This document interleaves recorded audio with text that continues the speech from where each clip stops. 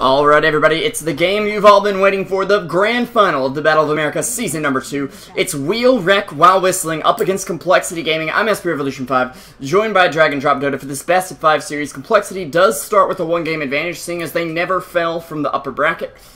And of course, we're very, very pleased to have all you guys here. Of course, if you could, tweet the stream, Facebook the stream, put a post-it note on a pigeon and send it out. Hopefully it comes back if you have a pigeon like that, but yeah. DragonDrop, how's it going, man? I don't know, man. I'm kind of torn. Part of me is really sad because whatever happens, this is going to be the last day of the Battle of America in this Season 2 here. But on the other hand, I'm happy because as far as Grand Finals go, this is about one of the best matchups that you can get. Complexity Gaming, who showed a really tremendous skill throughout the entire tournament, and Wheel Wreck While Whistling as well. I mean, they actually only fell down to Complexity in the winner brackets finals, essentially. Yep. And yeah, they just took a detour into the lower bracket, beating the Void Boys, who managed to grab themselves still a respectable third place with that, taking home $500. And now they're back for with a vengeance, you could say, trying to take down Complexity. But it's going to be a long road, as they do have that 1-game disadvantage from their perspective. Yeah, it can be thought of as a disadvantage, but Wheel have actually been a surprisingly good team. For those that don't realize, they are the old No Earth Spirit boys, kind of reunited, reformed, and with a few different members, but definitely looked at as a very strong team, especially with Fan of Soyan and Sheep. Sheep playing the offlane, of course, Fan of Soyan playing that support role, and then Relic in the mid lane, when he's gotten his hands on Shadow Fiend, has been incredibly intense. But we're actually going to be seeing a bit of the Summit, the effects it's had on the drafting, and what heroes are valued. And actually, Wheel are going to go ahead and get rid of the Void, because we do know Complexity likes to team fight. Yeah, Void definitely one of these heroes that Complexity do like to run a lot. But yeah, of course you're right. I mean, we see a lot of Elder Titan. He kind of has a resurgence here. Puck as well, you could say. Yeah. It's not heroes that you would have seen like 1 or 2 weeks ago. But Jakiro, of course, very strong in this current metagame, so no surprise that he's being first picked. Same for the Ogre, first banned in the first stage, so no surprises there. Yeah, Ogre is getting to the point where he is a first ban for sure. But yeah, they have picked up the Omni Knight in the past, and he's a hero who can help sustain your team for a push, and also help you survive through a team fight. Of course, the BKB is nice, as well as the Guardian Angel, which is just going to mean no physical damage for the enemy team. And Complexity may want to build around physical damage, seeing as they've already picked up the Elder Titan, as well as the Puck, who doesn't provide physical damage, but can keep you in place for that Elder Titan Spirit to really do some work. Yeah, I do have open mic on, good. Yeah, especially that Guardian Angel up against the Elder Titan, that's just a really great counter. I mean, not just to that, of course, against physical damage in general, but if you have an Elder Titan, as you said, you want to draft around that natural order, which basically erases base armor. So if you can just ignore physical damage for a while, then you don't really care about your armor value, and that gives you maybe enough time to bring the Elder Titan down.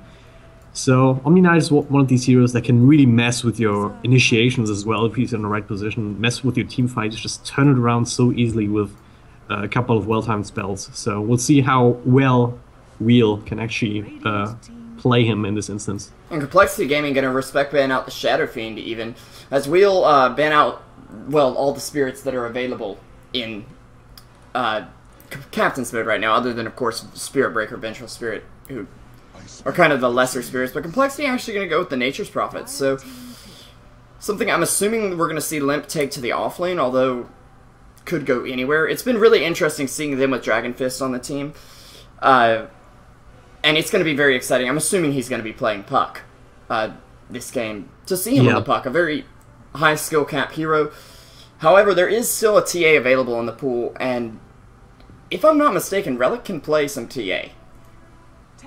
I would think so too, yeah. I would imagine, at least. Would be very strong up against Puck in the lane, simply because Puck doesn't really have a way to remove the refraction. I mean, all they really have right now would be the Nature's Prophet Treants, and that's not really the most reliable. Yeah. Yeah, would like a TA here for now. Would definitely do well in throughout the mid game as well with that good early start, but of course still kind of halfway through the draft, the Complexity would still have a chance to switch it up a little bit, maybe go a little bit greedy, put the Puck in the offlane, Nature's Prophet in the jungle, Elder Titan as a support, and then pick up another mid laner. It is something we've seen out of them. And I want to say it was in the game against Wheel where they picked it up. The very greedy lineup where they put basically a support player on the Natures in the jungle and got a lot of farm up on him. So it can be very effective. However, Wheel picking up even more team fight. They're going to grab the Tidehunter now, who, if for some reason they feel the need to repel him, can get a ton of work done in the fight. He can even get the silence purged off of him from Puck. And he's going to be a great setup for that Jakiro Ice Path in big team fights. However, my one concern is right now they don't really have a good setup stun for Jakiro in the laning stage. So they may be looking to go for that more push-oriented dual breath liquid fire build. Yeah, I mean, the Ice Buff on Jakiro is the kind of build that was really popular back in the day when Jakiro was popular, like, a long time ago. But since he got back into the meta, since the buffs he received to liquid fire, it's really been all about that. Because it's a great harassing tool in lane, it's a great pushing tool as well, like up against towers. Just chipping away at them without too much risk, if you can just get close to the tower for a second or so. And of course a dual breath, I mean, it's a great slow for, what is it, 5 seconds, yeah. Move slow, attack slow, that's, in the early game that's much more effective than the Ice Pop even, which is only 1 second stun at level 1, so. Wouldn't be surprised to see him go for that standard 1-1-3 build. Yep. I'm just trying to find out. We're trying to do a winner's interview with one of the teams. I was just telling the managers, hey, if you could figure out which player would like to do that, that would be perfect. So that we don't have to spend 10 minutes, okay, who can we get for an interview? Drag someone over here. Do I have to? Yeah, there's still plenty of time though. This is only game number 1. Of course, Complexity does have that winner bracket advantage, so they only need to win twice to get that juicy $3,500 that is on the line for them. Yeah. Loser of this match still has $1,000 guaranteed, so just getting here basically makes sure that you don't go out empty-handed. Yeah, and I mean, it's been a pretty long tournament, but it's been quite a prestigious tournament. I mean, Wheel making it out ahead of Not Today, same with Complexity, although I believe that was slightly expected, although it could go either way. But actually knocking out Leviathan, knocking out Void Boys, it's E-Hug as well, Yep. Even though I believe Void Boys beat them, but still, it's quite a impressive lineup, and they'll actually pick up the Spectre here from Wheel. Another hero who is really good in a team fight, really good against Nature's Prophet, who often wants to split push and can kind of find himself alone if he's not, if he's already summoned his Triads and let them go off and push the lane. However, one problem I have with this is Shadow Demon can be very good against Spectre. The disruption to turn her around on herself, and just hit her with that Desolate damage if she wants to solo gank the Shadow Demon. It gives him kind of immunity to the Desolate damage, and then gives him 2 illusions, which will get pure Desolate damage, which is like 130 damage from both of those combined, and then whatever right-click damage he can apply. Yeah. Apart from that, though, I'm not really sure about the Shadow Demon pick. I mean, yeah. I don't really see a defensive use for it, which is a big part of the disruption as well. Because if you just disrupt yourself defensively, that's always a good setup for the Ice Path from the Jakiro, for example. They could use it to set up Elder Titan now. Yeah, maybe aggressively. But, yeah. I'm not seeing the hard stuns you'd like to see out from Complexity now. And I'd like to see them pick up a carry who can. They're actually going to ban out the Leshrac, which I believe Complexity picked up against them as well. He's very good with Shadow Demon, and he definitely has that stun potential. Also a lot of magic damage. And while Omni Knight can BKB one person, he definitely can't BKB everyone. So, yeah, Leshrac could be a very potent force. I want to say we saw Swindle on it last time. I believe so too, yeah. And Leshrac Shadow Demon is one of these classic combinations that was very popular when I started following competitive Dota.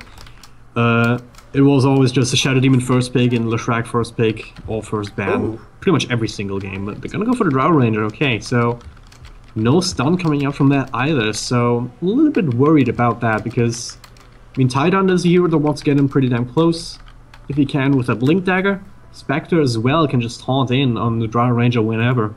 So you're not necessarily gonna have the advantage of that extra agility from the ultimate, so.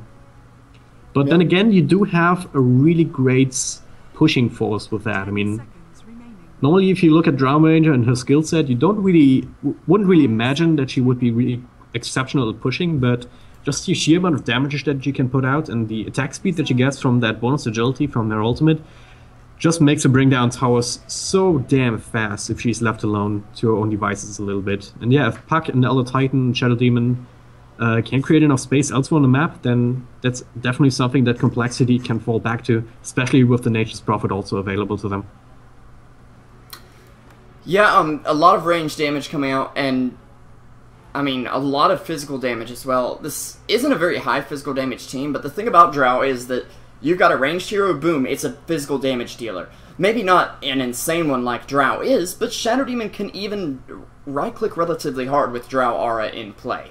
And Wheel don't exactly have the heroes to get in close to Drow and take away her marksmanship yet. And they're looking for a mid here, I'm assuming, if they want to run Jakiro support. Storm Spirit might be okay, but still can get picked off easily. Actually, Storm Spirit's banned out. What am I talking about? Templar Assassin. Okay. Yeah, okay.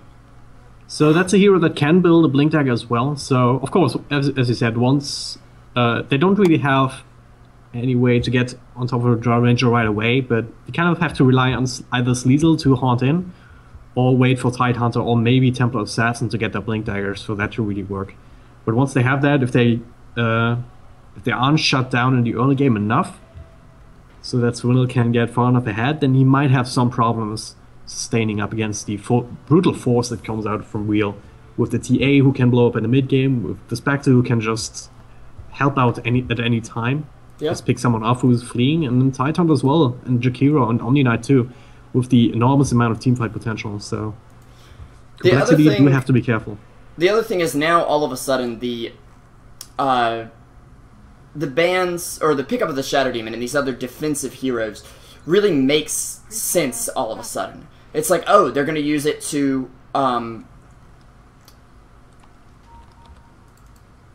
use it to save Drow, yes. Yeah. Sorry, I was looking for the right scene to go live here and kind of blinked for a second, but there we go. We are back. Of course, I'm SP Revolution 5, joined by DragonDrop Dota. Complexity will start this series with a 1-point advantage in a best of 5, but we still could have 4 games for you guys this afternoon. I know the summit's going on, I know that's a big deal, but hey, we really appreciate you guys coming out. It's going to be a great series, and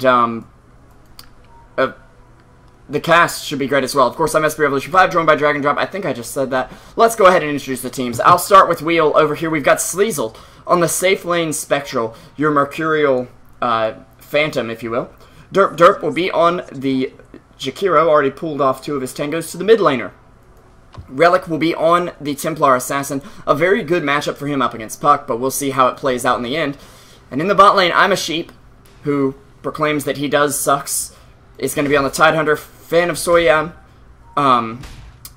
will be on the Omni Knight, and he's actually pulled 2 tangos over to the Tidehunter. They're being very generous with the regen in the early game here. Anyways, DragonDrop, if you'll take it away with Complexity. Yep, we've got Moon Meander here on the support Shadow Demon, already grabbing himself a bounty rune, so nice start for him. Swindle, the captain's gonna be on the Drow Ranger, looking to get some farm down here in the safe lane. In the mid, we've got Dragon Fist on the Puck, no surprise there. Looking for him to put on some dazzling plays on that hero. Z-Freak actually doing... yeah, it looks like he wants to stay in a jungle for now, so going a little bit greedy on the Nature's Prophet, which leaves the offlane all alone for Limp on the Elder Titan. Yeah, I actually like putting Elder Titan in the offlane a little more than the support position, because he's guaranteed to find levels. You don't have to be worried about Nature's finding levels if he's able to jungle. Now sure, your lane is a little bit weaker here up against Tide, but Drow Ranger generally is known to win her lane, just due to the bonus damage she's going to be able to get from that aura. Now Limp does get slowed down by a dagger, actually used at level 1 here by Sleazel. Usually you want to try and wait till that's level 2, or you at least have a point in Desolate, but I think it was more of a kind of zone him off the lane for a second dagger here. Yeah. He won't have mana for another right now, and actually a TP coming in from Z-Freak, he's going to look for that courier. He's going to find it too if he's patient enough. The bottle's on the way, so if you can snipe that, it's actually a big deal in this mid lane. Because TA can't spam out the reflection all the time. No, he doesn't see him. Wait, yes he does. He notices he's there, and they're going to mark her the courier away. Captain Bamboo saved for now, but they will move in on Relic. And, I mean, again, Z-Freak's a support. He doesn't have to stay in the jungle at the moment. and he can actually hang out in lane and roam around a bit if he needs to, because he's not that level dependent at the moment. However, Orb going to come in on Relic. Nice phase shift there by Dragon Fist, dodging the Psyblade hit. And they will get that bottle out to TA right now. That is so important that that Omni Knight caught that. Yeah. I think, honestly, Z-Freak was a little down on the cliff, so the tower wouldn't have been able to see him, but Omni Knight could. So, I think he was trying to scout out if they moved the courier to the other side of the lane or not there. Yep. Well, it's going to slow down the start a little bit, but then again, it's a jungle Nature's Prophet. It's not the fastest to begin with, but he's still going to be able to find his levels, and he can always do these kind of rotations anyway, with only a couple of levels that he has already. I mean, all he really needs is a teleport. Maybe level and Sprout, and then you can already do a whole lot. Yeah. Z-Freak, though, getting good farm in the jungle. I mean, he's sitting on a Null Talisman. May look to go for that Null Blade Mail build, which wouldn't be bad here, considering they are going to be based primarily around physical damage. Having the little extra bits of attack speed that it'll give you from the agility stacks that are coming off those Null Talismans wouldn't be a bad thing, because Drow is going to help you scale your physical damage anyway, so... Yep.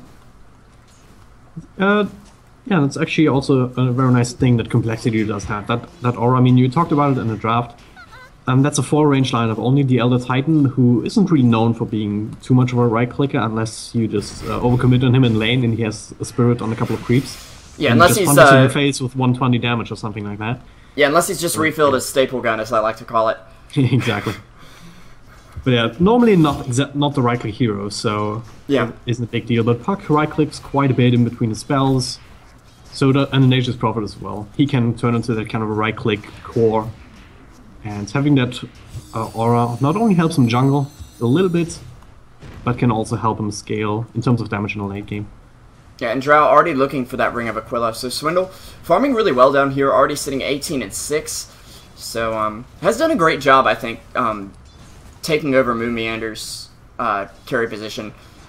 And they like to play aggressively, this team. I mean, they've kind of fallen off that Zeus strat since they dropped Bloody Nine from the squad, who was never officially on the squad, I was told, but he was practically a member of it. And actually, Sheep, gonna get jumped on here, he'll just TP away, as he already forced the TP out from the Nature's Prophet. So that's on cooldown for a little while. Their lanes can feel a little safer, and honestly, he didn't have much of a chance of winning that man fight. Even as a Tide, who's very tanky, with the Shadow Demon Soul Catcher in there, only level 1, it's a lot of bonus damage. And actually, Limp, he's gonna get a Spirit off, which will allow him to run away.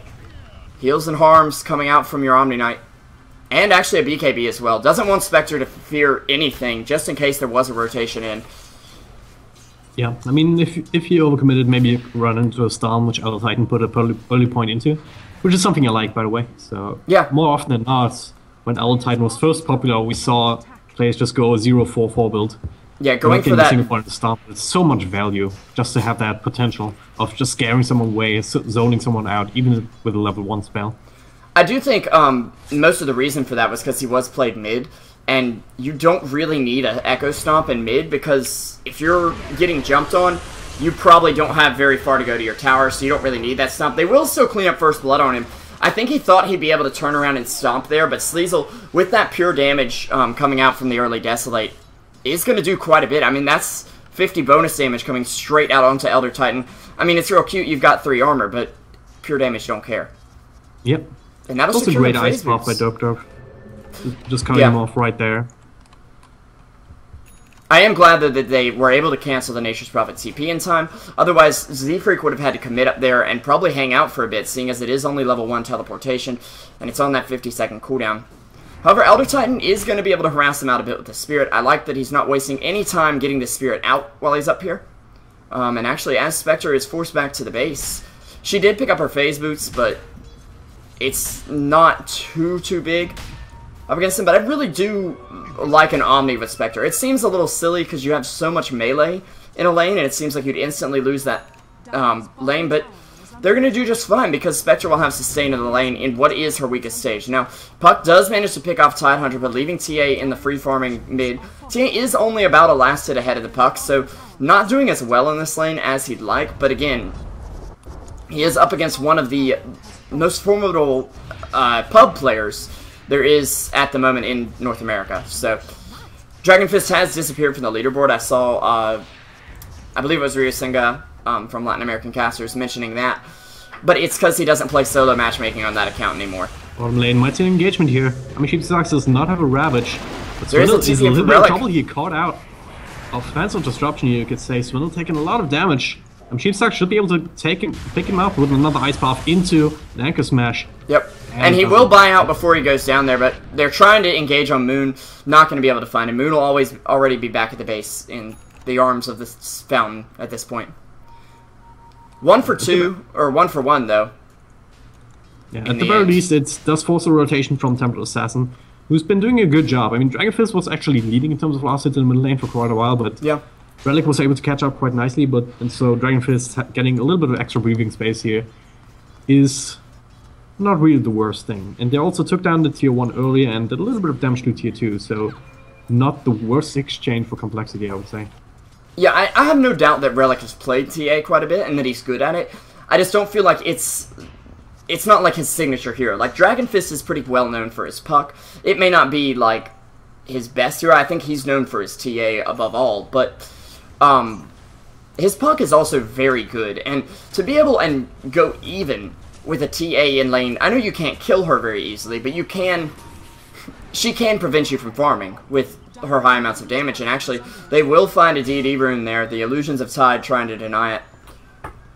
Speaking of damage, right? Yeah. And this could be a potential area that TA could get it killed. The problem for Puck here is that TA can block everything he throws out.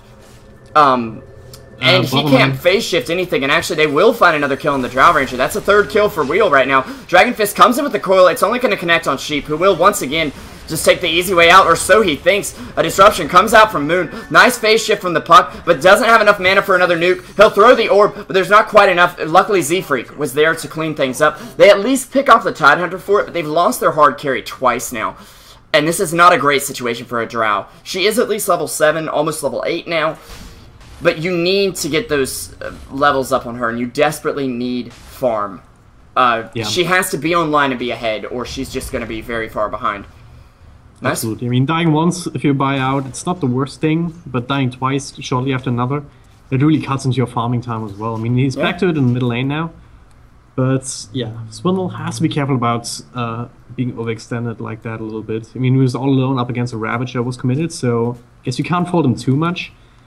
I think he's jungling for a bit just to get his Wraith Band, because he looks to be going for the like Eternal Envy, like Aquila, 2 Wraiths, and a Yasha push build, which usually you're going to see with a Visage, but I mean here it's just as good. You've got a lot of range damage coming from Dragon Fist and Nature's Prophet, and then the Shadow Demon Illusions. If they disrupt Jakiro, or I believe TA will technically count as a ranged hero once she's leveled Psyblades at all. I think TA is a range hero in general, just with a very short range to begin with. No, I know she's considered melee at the start, because she's actually, or she was at one point classified as melee in like the hero picker. You know what I mean? Yeah. But if they get an illusion of her, she's going to hit even harder. And I want to say, since that's bonus damage, it'll just be added straight onto the illusion, not percentage scaled. You know? Yeah. I actually don't know what the interaction there is exactly, so... Well, hopefully we'll get the chance to find out, yeah. So anyway, the puck is doing very well, so... But Dragon Fist doesn't really have his Blink Dagger just yet, but he's well on his way to its signature 1900 gold. Nowadays, though, we're seeing pucks get their Blink at like 15 minutes. That little cost increase...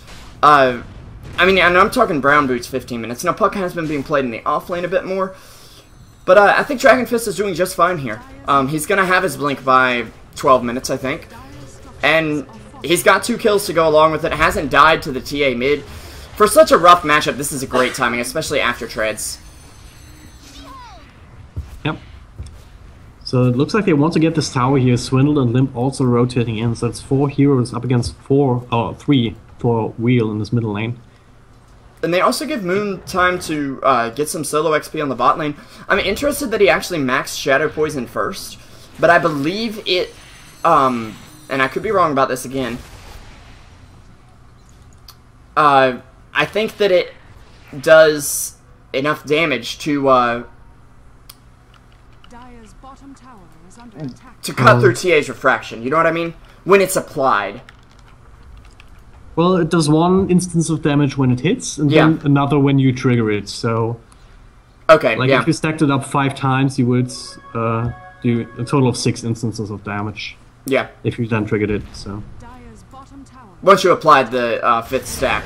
And actually, Swindle gonna get Ice Path here. Ultim from Sleazel. He'll be able to get pushed back, but that's practically an escape from him. Meanwhile, a Ravage coming out on the back end of the fight. Derp on a killing spree. Dragon Fist, rather, manages to pick up the Spectre. Looks like Omni's ult was not there quite in time. A haste rune for Puck, and he's looking for more, but he's gonna get body blocked. The Fairy Dragon up against the 2-headed dragon. Meanwhile, TA cutting through Limp like a knife. Puck will find another kill on the Omni Knight here, and this could be a very fast Dagon or Yules for the Puck. And at this point, with Spectre still being relatively squishy, I wouldn't frown on a Dagon pickup right now. I think Spectre's going for the more aggressive build and not looking to tank up too early on here.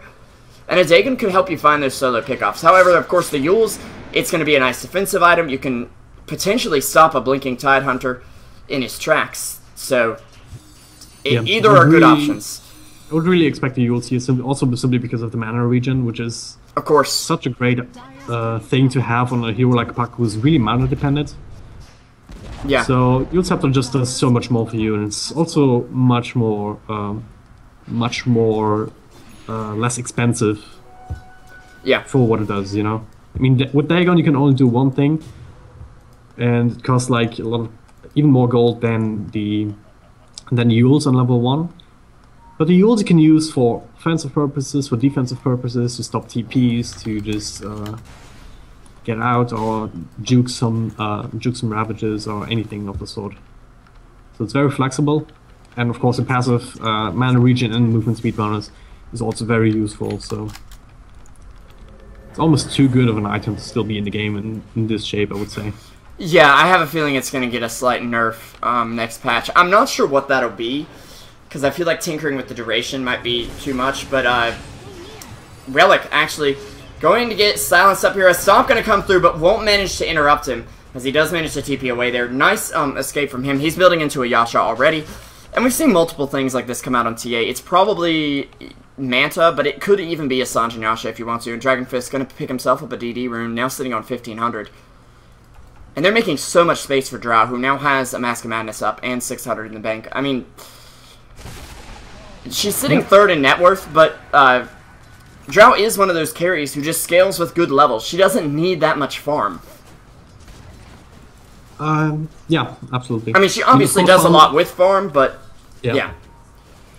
And in this game, it seems like you need some sort of farm to just stay alive, because more often than not, we see Wheel just committing right on top of them under tier 1s, under whatever, with the long-range initiation that you have from the Ice Path, as well as the Blink Ravage from Tidehunter, or just a Blink Slow with the Gush. Anything of the sort can just shut down the draw range. Of course, it's a little bit harder to lock her down with slows now that she has the Mask of Madness. But if you do catch her, she's really, really squishy. Gonna lock onto Sleazel now here in the bottom lane, though. Yeah. Just be able to bring him down. Sweet. Sleazel looking for an opening here. There's no vision from Drow, though, to get out. And actually, Sleazel, he'll be able to heal up.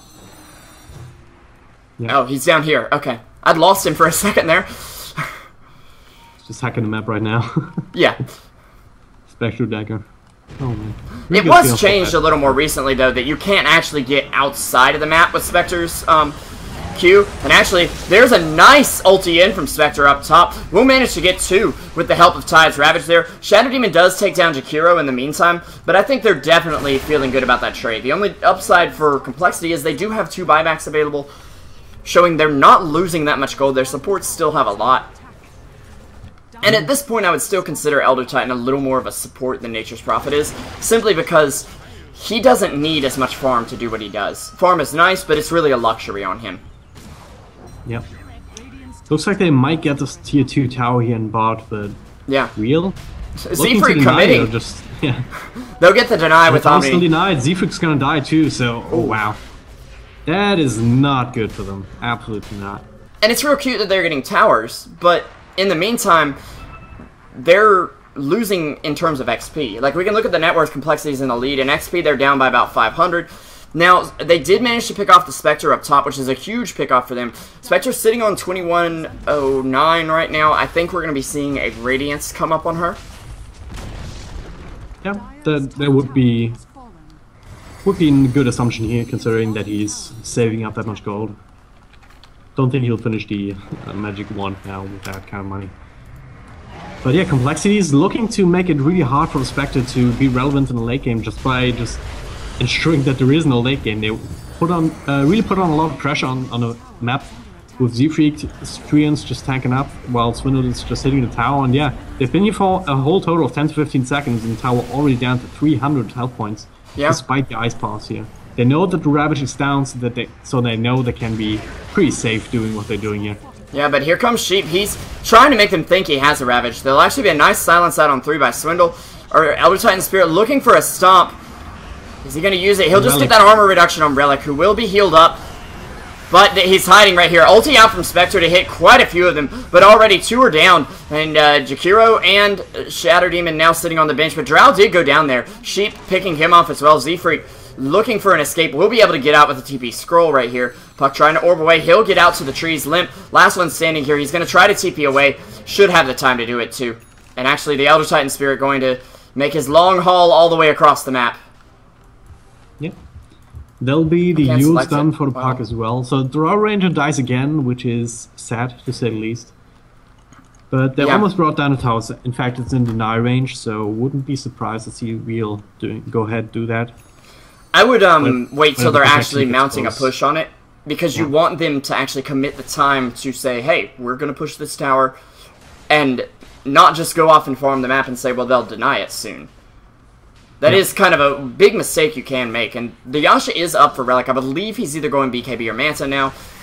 I'd say BKB is somewhat necessary here with the amount of magic damage Complexity have. The problem is you need just raw HP as well, because Drow is going to hit pretty hard. Yeah, but physical damage. Right now they are really doing a good job just neutralizing the Drow just by blinking right on top of her. I mean, you saw Sheep Sucks even without the Ravage doing just that. Just blink on top of the Drow, throw it, and Ankle Smash to further mitigate her damage. And there's a blink up on TA. What's Swindle going to do at that point? Even with a defensive disruption and the blink dagger, of course, on her as well. If Relic can do the same thing, I mean, he can fight on close range, even though he's kind of range hero right now. Drow really can't, effectively. Yeah, they will be dewarding some of these sentries out here. They know Drow was going for Roche with this TA trap in the pit. But with a Mask of Madness and a Yasha, Drow can do it incredibly quickly. She already hits for 220 damage, and then has incredible attack speed to go along with it. She's at what I would consider late game attack speed when she turns on her Mask of Madness with 0.44 seconds per attack.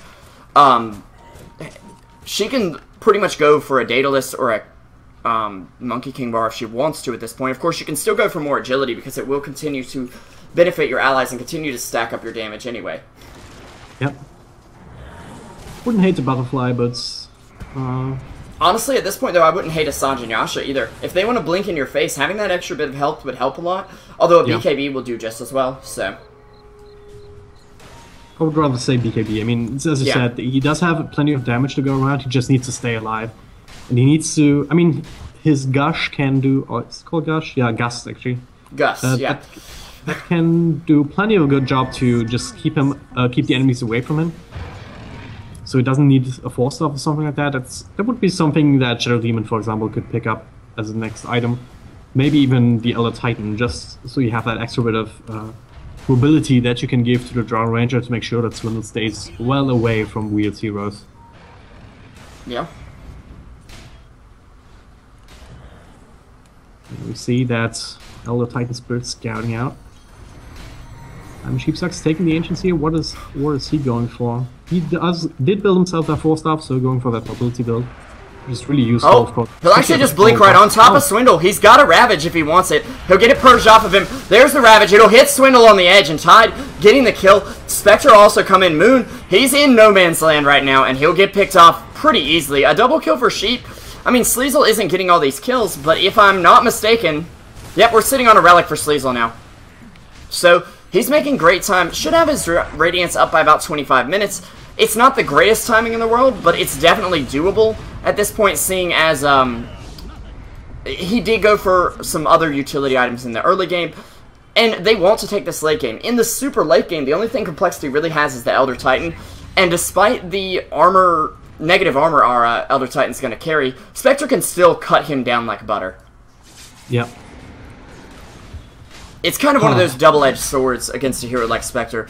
Yes, you're going to take away all her agility armor, but you're not going to take away her agility in terms of damage, meaning she's still going to hit hard. They wanted to go after this Roche, but with a buyback coming out from Swindle, Complexity should be able to seal this. However, they can only really go for this because they know Ravage is down. They pick off the Elder Titan, but I think they're perfectly fine with this. Ulti comes out from Shadow Demon. Sheep comes in here, gets silenced, doesn't get caught in the Guardian Angel. Swindle on the edge of the fight with that Aegis, but Sleazel closing the distance very quickly. Moonmeander will be forced to self-disrupt, and actually Relic will take down Drow, who's going to be alone when this fight comes up, or at least separated from the team. Gets caught in an Ice Path. Dragon Fist and Z-Freak walking right into it. A CoL comes out on 2. Drow manages to get the Aegis, but again, does basically die back, and actually a bit of a missed silence there from the Puck. He'll manage to blink away. They're not going to make it out of this one without any casualties for sure, though, as Moonmeander manages to get taken down by the Templar Assassin, excuse me. And actually an Orchid up on Z-Freak as well. That's going to help a lot against TA, who is very squishy behind her reactive refraction and the defensive properties it gives you. Not so sure that it really matters, because, I mean, if you look at Templar Assassin, after that fight, Relic was still sitting pretty damn close to full health. Oh yeah, at this point in the game, he's doing fine.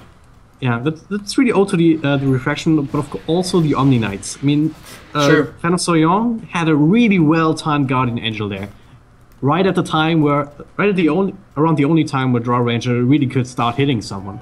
So you negate that, and then you have plenty of time for Jakiro to throw out a couple of Ice Blasts and all of his damage over time for the entire fight as well. And yeah, Swindle just got isolated and brought down twice, and it was actually a dieback as well, because the entire sequence started with him just running over here to the Ancients, trying to pick off Tidehunter all alone, and then getting turned around on, which was the first really weird decision from Complexity. Then the second was going for this Roche, knowing that they don't really have a good escape for a Draw Ranger after the fact, even without Ravage at this point. And at this point, they can't take a Roche themselves, so knowing they can kill Drow immediately after, and that Roche is down and the enemies are not doing it, so if they're off the map, they're basically in their jungle or smoke ganking you. It's actually quite a good bit of intel for them, just to go ahead and say, okay, take your Aegis, that's cute. Goodbye your Aegis. Yep. Yeah, they also had the better angle. I mean, Dragon Fist was up here on the high ground, just being chased away by a dagger. And they were able to isolate Drow right over here in the river. Exactly. Which is a really big deal. If you can isolate Drow Ranger, not only do you have a Spectre who's going to do more damage to isolated targets, but Drow really wants to hide behind her teammates. And Sleazel, he's going to get silenced up here. Ice Path will come out to secure his escape. And yeah, he's going to get out of there. And there's your Ravage from Tide. It actually catches 3 here as Omni Knight comes in, but they don't have very much damage. Instead, Spectre's ulti will come back in, and this is the first ulti with the Radiance up. Fan of Soyon does get a double kill. Relic managing to finish off, or the Elder Titan actually does fall to Spectre, so that's really good for Sleazel, who has not gotten that many kills for himself, but he is 4, 2, and 12, participating in 16 of 19 kills. That's really good for him. Not to mention, there's now a Deso up on TA. This is really great for them because they do have quite a bit of physical damage. I mean, you look at Tidehunter, he hits relatively hard. Anchor Smash does a lot of damage. And then you've got heroes like Spectre that right now is focused on pure magical damage from Desolate and Radiance, but as the game goes on, it's going to be focused more and more on actual physical damage, which is going to be quite a big deal. Yeah, right now with the Desolator, I mean, they all really need Relic to do the physical damage at this point. Because Wheel has gotten so much momentum from these two fights in a row, the one at the Roche Pit and the one just now. Oh, they might find Relic here. Ice Path just to zone him out, so... That was a nicely placed Ice Path, because he knows Swindle wants to chase. A nice Force Staff away on Relic as well. I believe that was what that was. Yeah. Force Staff away. Just and then the team split off. Force Staff and the Ice Path. Yeah. Kept Dragon Ranger away, so she couldn't get that slow. I couldn't get that slow onto Relic. And then it was able to also blink across the Sprout from the Nature's Prophet, so... It is going to be Sanj and Yasha for Swindle as well. And Puck is about 800 from his Aghanims, which is going to be really great for him against a team that wants to rely on Omni's BKB in order to escape from the fight. I think this was kind of the buff that Puck Ags needed to make it a viable pickup. Having a potential 4.5 second stun that goes through BKB is absolutely huge, especially in a metagame where your supports are probably building from some 4 staffs anyway.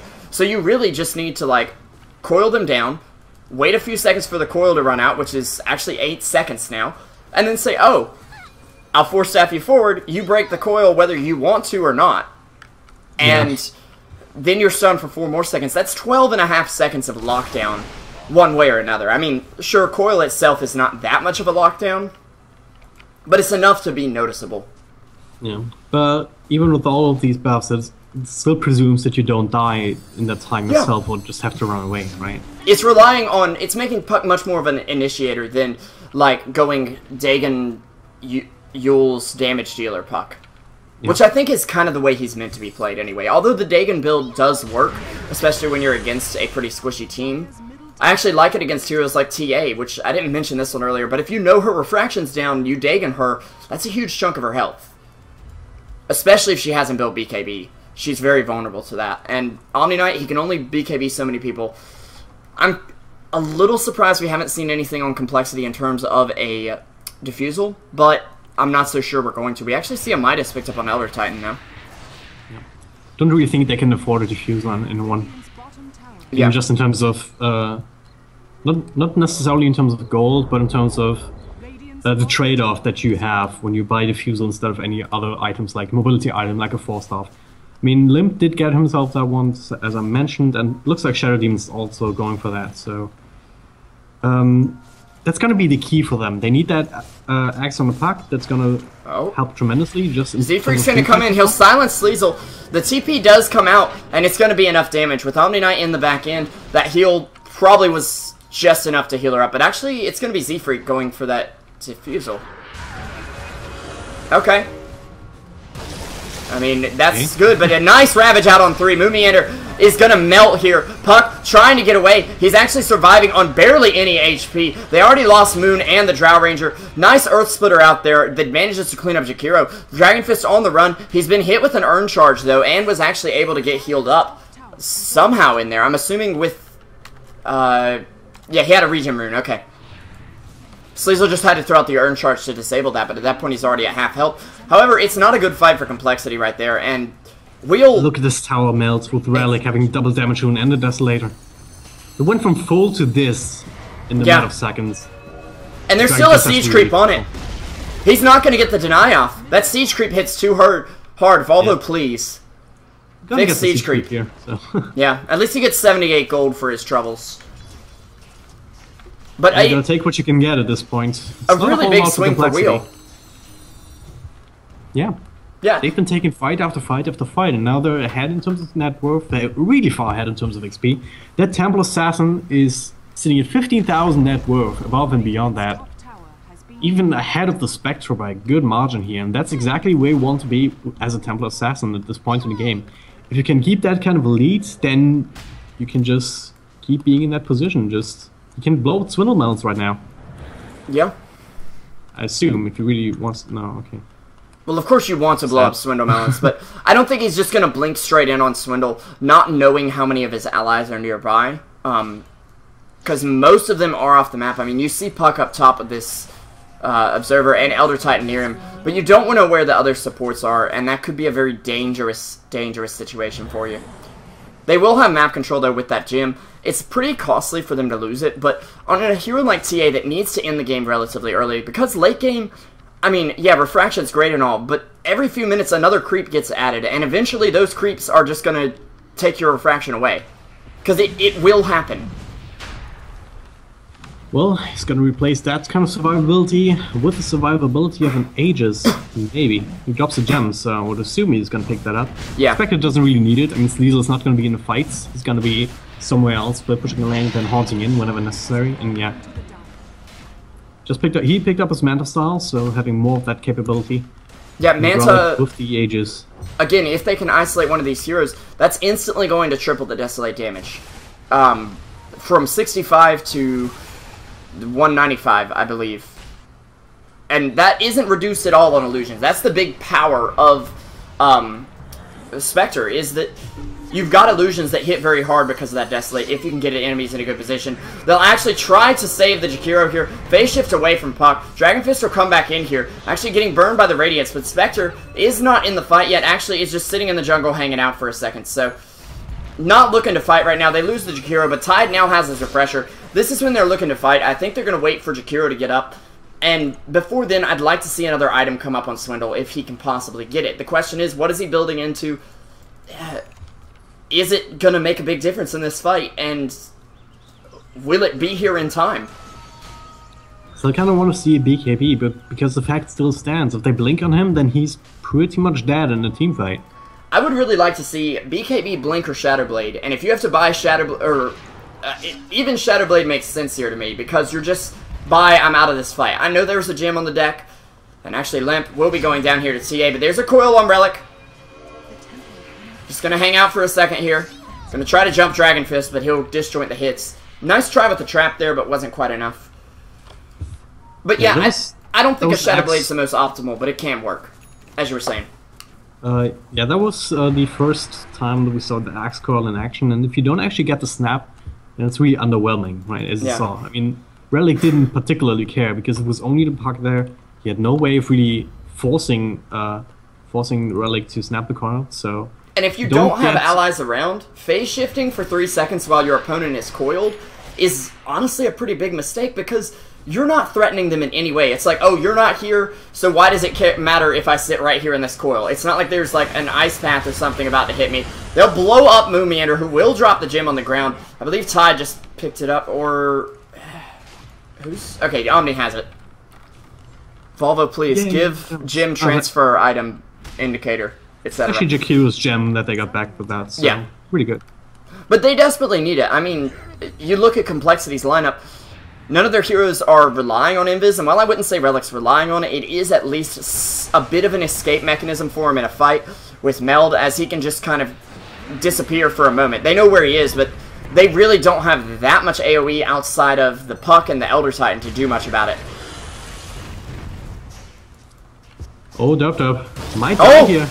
They'll actually blink in with Swindle going down almost instantly. He has another buyback. Nice dodge of the Ravage there with the Yules, and actually a few spells wasted there. Dragon Fist will come back. He'll throw in an orb out. He'll actually disjoint some hits here. He's going to phase shift so that he's able to blink away, and may not even need to. But Relic already taking down the Nature's Prophet. Wheel looking really good here. I know people were saying, oh, easy for Complexity. I'm not so sure right now. Relic is actually going to be going down to Moomeander here. He does get silenced up by Puck. His Aegis will be popped right now, but at least he does have it to fall back on. But Drow managing to die back in that fight. That is a big leg up for Wheel. I mean, Spectre already having this Radiance. She's overtaking you in terms of net worth. And yes, while Drow doesn't need items, she does need to be alive. That is 100% sure. Nice animation cancels there by Sheep. Just getting that off in time. Nice blink away there from Puck as well, though. The mid tower will go down, but it looks like that may be all they lose. 50 seconds on the Drow, 20 on the Nature's Prophet. And Wheel not exactly feeling comfortable now that pretty much everything except for Macropyre and TA Trap is on cooldown. So, Dragon Fist just going in with kind of some rat damage, if you will. He kind of just sneaks up to the hero, does some damage, gets away. But I mean, it's the nature of Puck in the end. Yeah, he can't really stay in the fight, because if he does, then Relic's just gonna maul him to death, really, man. They will catch Dub here thanks to the nice stomp. Yeah, and Relic very low. Relic, wow! He doesn't. You don't have no health. You don't have your Aegis anymore either. He'll get Yulesed up into the air, and I think they're just trying to remove the damage from the fight. Meanwhile, they're mainly staying alive, except for what I would consider to be the two supports at this point. Puck managing to dodge the Meld Strike, and actually phase shifting out here. He'll get a blink away back into the base, but Templar able to find Nature's Prophet, albeit on pretty low health. Omni was able to heal her up in this fight, it looks like. Honestly, if I were Wheel in this situation, I think you need to disengage. You need to go home. You need to just get some regen up and say, now we can fight. Omni's out of mana at this point. You had a good fight. It took a long time to have to go back. I mean, yeah, it definitely did. They're really playing it super well. I mean, I'm really impressed by Relic. I mean, oh yeah. Not everyone has the balls to go back into a fight with like 20 health points to play with, but he did. He used the melt to his advantage, knowing that there's probably not any detection in place, so you can kind of rely on that, rely on the Yules. Yeah, and he's right about that too. Yeah. There's no detection on the side of complexity, and that is really dooming them in these fights, because if Relic wants to live, he just presses W and he's like, see ya. I mean, you can stand around him with Elder Titan and Puck and just do damage, basically very slow damage to him, but he can still just pop up every once in a while. If you're doing that, you're opening yourself up to the kind of burst damage that he can put out. Exactly. I mean, he's been early in the fight when Swindle died first to the Blink in and the Ravages, then Swindle brought back, and Relic, after just 3-shotting Z-Freak, was blinking after Swindle and brought him down with a couple of right clicks as well. So and he's really squishy, and it doesn't really take a lot of attacks and a lot of time for Relic to bring him down. And Tide's even building the poor man's Cuirass, because you don't... Oh my goodness, I didn't even... Less than 3 seconds. That's exactly what I was talking about. What in the world? Relic jumped in, Swindle immediately gusted him and immediately teleported out, but it was not enough. Meld Strike was already out. And once you get that Meld Strike off, everything is downhill from there for you as a TA. You've got so much armor reduction when you stack a Deso on top of that your physical damage literally melts heroes. She didn't even go for the Manta, because you actually are going to give Elder Titan a lot out of a Manta here. And Templar Assassin takes down a tower while they go for a fight up top. Sleazel on a monster kill streak, and they're going to call it. They know Swindle's down for the count. Good game comes out, and I mean, this is what happens when you let a lineup get out of control. But I'm going to go ahead and give my MVP award for this match to Fan of Soya and Goody on the Omni Knight. They would have been able to sustain in these fights if it weren't for him and the trust that his own team puts in him. It's not really that, oh, Relic has the balls. No, he just trusts the Omni Knight to say, hey, I know you got my back. I can stay here at low health. It's not like all the team is like, oh, heal me, no, heal me. No, I need the BKB. Like, they prioritize who really needs the BKB here. Yep. And a lot of the time, it wasn't your super hard carry. It was the TA, which enabled her to never actually die. Yeah, they didn't particularly need the Spectre. I mean, Sleazel is sitting at 11-2, so he's been doing a lot of work in the fight, and so is Relic, but I would agree with you. I mean, Fan of Soya really enabled them to do that with their great Omni Knight play. Yeah. Anyways, guys, we will be right back with game number 2. I see the summit still has not started right back up, so hey, we appreciate you guys being here. Don't forget to spread word that the game's going on, because it is a very good game, and we're definitely guaranteed 2 more games here. And it could be even 3 more games for a full best of 5 one-game advantage series. So, yeah, stick around. I'm SP Revolution 5, joined by DragonDrop Dota, and this is the Battle of America Grand Final. So we will be right back.